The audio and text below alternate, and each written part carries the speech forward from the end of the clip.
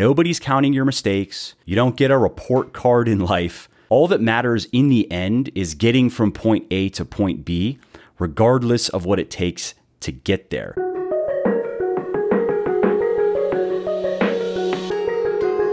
Hey, this is Mike from Muscle for Life, and welcome to another episode of my podcast. This episode is part of a weekly series that I have dubbed Motivation Monday. Yes, I know, so creative of me. What can I say? I'm just a genius. Seriously though, the idea here is simple. Every Monday morning, I am going to post a short and punchy episode that I hope gets you fired up to tackle the workouts, work, and everything else that you have planned for the week ahead. Because it's one thing to know what you want to do, but it's something else altogether to actually make yourself do it. And I hope that this series gives you a jolt of energy and encouragement to go ahead and do all of those things that you want to do. So if you like what you hear, then make sure to check back every Monday morning for the latest and greatest installment.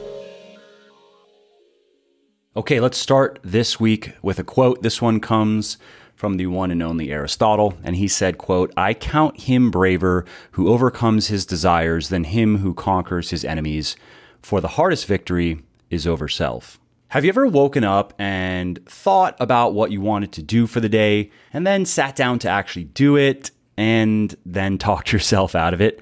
Of course you have, we all have, who hasn't? Why is that though? Was it because you thought it was the wrong thing to do?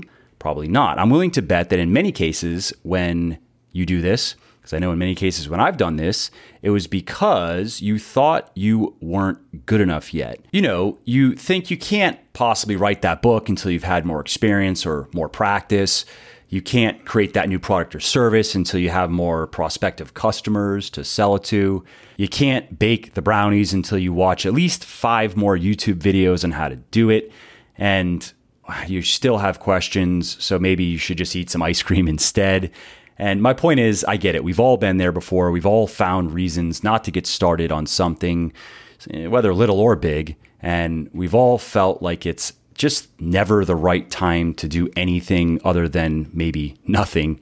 We've all felt like something else has to happen or exist first. And I want to talk about it because it is a deadly trap, my friends. It is one that I work hard to avoid and sometimes still fall into, but feel like I've had enough success that I can share some insights that have worked for me in hopes of helping you avoid the trap yourself. So let's start at the top here. We all know that the fastest way to go from point A to point B is a straight line, right?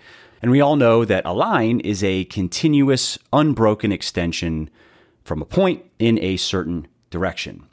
So why then do many people expect to experience a superhuman leap from novice to expert? Why do they expect to quickly and easily go from bad work to great work? Why is the idea, the prospect of sucking at something so daunting to so many people? Why do some people who have never written a single page of fiction in their lives pick it up and then immediately set out to write the absolute best book in the history of literature, and then feel absolutely crushed when things don't work out as planned? Why do some people pick up a paintbrush for the first time and then demand the next Mona Lisa from their hands? Now, I'm all for high-flown goals, and I do think that, they're necessary and they can be motivating, but what happened to that straight line that goes from novice to expert? From point A to point B, from where you are now to where you want to be? Why do people get so frustrated that they can't just magically teleport from point A to point B? And why do they instead tend to just stew on their shortcomings and maybe then decide why it's actually not worth trying to get to point B, and maybe it's better to just get used to life at point A instead? Or maybe it's better to just put it off to some point in the future, get to it at a later time when circumstances are better suited. And then, of course, days go by and months go by and years go by, and that's the end of that. It doesn't have to be like this, though. There's a different way of looking at the struggles of striving that make them let's just say more palatable. And it starts with a quote from a man named Gilbert Chesterton. And he said, if a thing is worth doing, it is worth doing badly. Now, Chesterton was called a man of colossal genius by Time, and he wrote around 80 books in his lifetime, along with several hundred poems and short stories and over 4,000 essays. But if we rewind to the beginning of his journey, he actually sucked at writing. He dropped out of his college literature class. He went through a nasty spell of depression and self-doubt after dabbling in Ouija boards and the occult. And eventually, though, he put his Ouija board away and he decided to get a job at a newspaper. And he kept writing, and slowly but surely he got better, and he got better, and he got better. And he really learned something. He learned that there really are no shortcuts. Yes, some people can go from point A to point B quicker than others, but everybody has to start at A. And between A and B, between novice and expert, there's a whole lot of sucking for everybody. No matter how smart they are or how talented they are, in the beginning, they're going to suck a lot and they have to walk that road alone. Now, that might not sound all that motivating, but it is the reality. And there is a silver lining. And it is that with every step that you take from point A to point B, no matter how small, as long as it's a forward step, you suck a little bit less. You become just a little bit more expert. You know, think of yourself as like a tiger that's earning its stripes. And earning is the key word there. So who cares if your first marketing piece isn't all that great? Who cares if your first blog looks like a pile of shit? I don't care if your first painting is worse than your child's. At least you can tell garbage from gold. At least you know what is bad and what is good. And don't discount that. That's the first thing that you want to develop, is a good intuition of what is good and what is bad in whatever endeavor you are embarking on, whether it's a creative one or a business one, like an entrepreneurial one, or even a physical one. Even when you suck, at least you know you suck. Many people suck and have no idea that they suck, and so they will never achieve expertise because they don't even know what expertise looks like. They can't compare where they are to where they could be. So when you are doing something badly, you can always look to it and find at least one thing that you did right, and you can acknowledge that you did it right, and then you can look at how you can learn from what you did wrong, and you can try again. Remember, nobody's counting your mistakes. You don't get a report card in life. All that matters in the end is getting from point A to point B, regardless of what it takes to get there, regardless of how circuitous and serpentine your path might be. As long as you arrive, that's all that matters. And all this, I think, highlights one of the biggest secrets of all great achievers, really in all fields, is they were willing to do a lot of crappy work, a lot of crappy work, so they could eventually learn to do good work and ultimately great work. It's almost like doing crappy work was just an item on the checklist for the day. And again, especially in the beginning of any activity. And by beginning, really what I mean is probably the first 500 hours. You've probably heard of the 10,000 hour rule, which was popularized by Malcolm Gladwell in his book Outliers, and basically says that it takes about 10,000 hours to become top tier at any activity. So to reach the level of skill that you see, let's say at a professional echelon, in any activity, it takes about 10,000 hours. And later research has adjusted this downward. A more realistic estimate is probably 3,000 to 5,000 hours for most people, although it may take, upward of 10,000 hours for some people, and other people may get there in as little as 1,000 to 2,000 hours. But again, a good middle of the road estimate for most people to go from nothing to outstanding, truly outstanding and extraordinary in any activity is probably around 3,000 to 5,000 hours. And not 3,000 to 5,000 hours of just doing something, but 3,000 to 5,000 hours of what is generally now referred to as deliberate practice, which could be a subject for another podcast. But if you want to learn more about the science of expertise, check out the book Peak by Anders Ericsson. and he breaks it all down. Anyway, getting back on track here, my point is that the beginning of an activity lasts a lot longer than many people think. It lasts for hundreds of hours.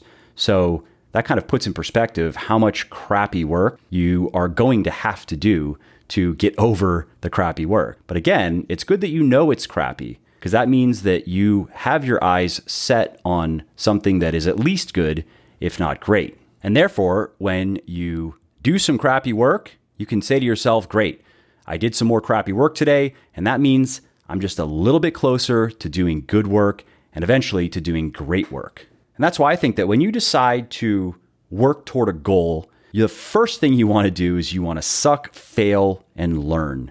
That's the process that gets you through that beginning phase. You suck, you fail, you learn. You suck a little bit less, you fail a little bit less, you learn. And you rinse and repeat that over and over until you reach the intermediate phase, where now you're sucking a lot less, you're failing a lot less, and you are continuing to learn. That process, I think, is at the core of personal evolution. You go up, you go down, you figure out why you're going down, you loop back around, you go back up, and then you go down, figure out what's going on, you loop back up, and hopefully over time, if you do it right, the trajectory is generally upward. But there are a lot of downs, and there are a lot of looping back arounds and having to go back up. It's just the way it is. And so I want to end this episode with a final little piece of practical kind of staple this to your forehead type of advice. It is the manifesto of the Cult of Done. And no, it's not a real cult. It's just kind of a trendy internet thing, but I kind of like the message. So here it is, the Cult of Done Manifesto. There are 3 states of being: not knowing, action, and completion. Except that everything is a draft. It helps to get it done. There is no editing stage. Pretending you know what you're doing is almost the same as knowing what you're doing. So just accept that you know what you're doing, even if you don't, and do it. Banish procrastination. If you wait more than a week to get an idea done, abandon it. The point of being done is not to finish, but to get other things done. Once you're done, you can throw it away. Laugh at perfection. It's boring and it keeps you from being done. People without dirty hands are wrong. Doing something makes you right. Failure counts as done. So do mistakes. Destruction is a variant of done. If you have an idea and publish it on the internet, that counts as a ghost of done. Done is the engine of more. Hey there, it's Mike again. I hope you enjoyed this episode and found it interesting and helpful. And if you did and don't mind doing me a favor, then please do give this video a like and leave a comment down below. Not only do I like to hear from everybody and I jump in and reply to as many comments as I can, it also helps other people find their way to the show and learn how to build their best bodies ever too. And of course, if you want to be notified when the next episode goes live, then just subscribe to my channel and you won't miss out on any of the new content. Lastly, if you didn't like something about the show, then definitely shoot me an email at mike@muscleforlife.com and share your thoughts on how you think it could be better. I read everything myself and I'm always looking for constructive feedback, so please do reach out. Thanks again for listening to the episode, and I hope to hear from you soon. And lastly, this episode is brought to you by me. Seriously though, I'm not big on promoting stuff that I don't personally use and believe in, so instead I'm going to just quickly tell you about something of mine. Specifically, my high-quality sports multivitamin Triumph. Now, Triumph was designed for athletes and physically active people who want to optimize their health and fight off stress, fatigue, and overtraining. It contains 21 vitamins and minerals, as well as 14 additional ingredients that improve overall health and well-being, enhance physical and mental performance, and help protect against disease. All that is why Triumph has over 500 reviews on Amazon with a 4.5-star average, and another 180 plus on my website with a 5-star average. So if you want to plug any nutritional holes in your diet, improve your mood and mental and physical performance, and boost your resistance to stress, sickness, and disease, then you want to head over to www.legionathletics.com and pick up a bottle of Triumph today.